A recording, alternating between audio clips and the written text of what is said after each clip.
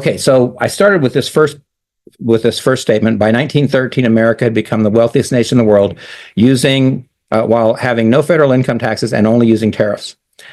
Number two, tariffs historically have been utilized for income, protection, or both. Now, under Donald Trump, the Trump administration utilizes them as a negotiation tool as well. And we're going to talk about that in a second. But first, let's look at number three, protection. Critical manufacturing of medicine, semiconductors, and other crucial items important to our national security are manufactured by foreign companies. This could be dangerous for our nation during critical times such as war, pandemics, and financial distress. Tariffs are being used to help with this. Now, I just talked with somebody today who said that they think that his goal is to bring all manufacturing back to the U.S. I don't think so. I don't think that would be intelligent. I think there's a lot of manufacturing that could stay outside the United States and still be fruitful and beneficial to that nation and to us as well.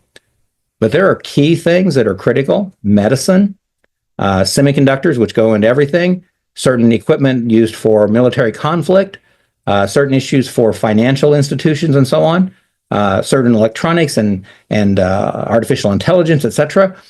Those items need to be housed in a place where we know they're safe, we know they're ours, and we know we're protected.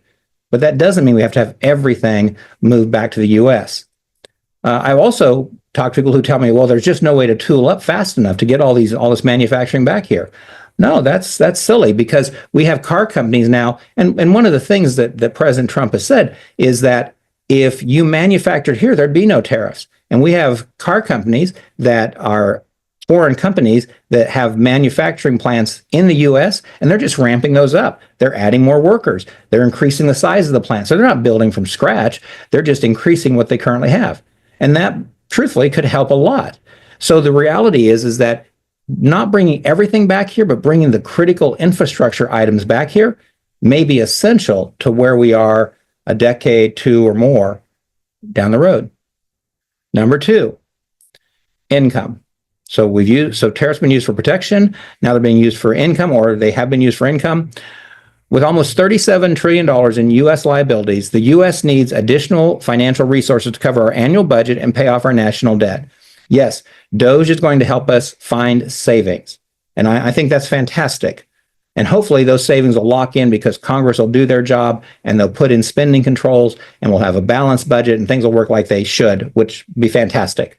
But at the same time, we still have this $37 trillion debt.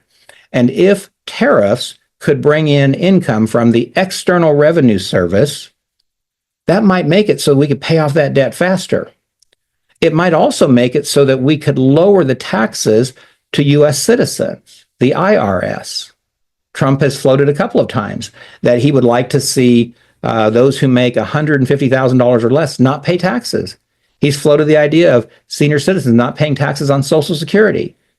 He's floated several ideas that the tax code would have to be changed to make that happen. But how do you cut those taxes when you have no other income source to offset them with?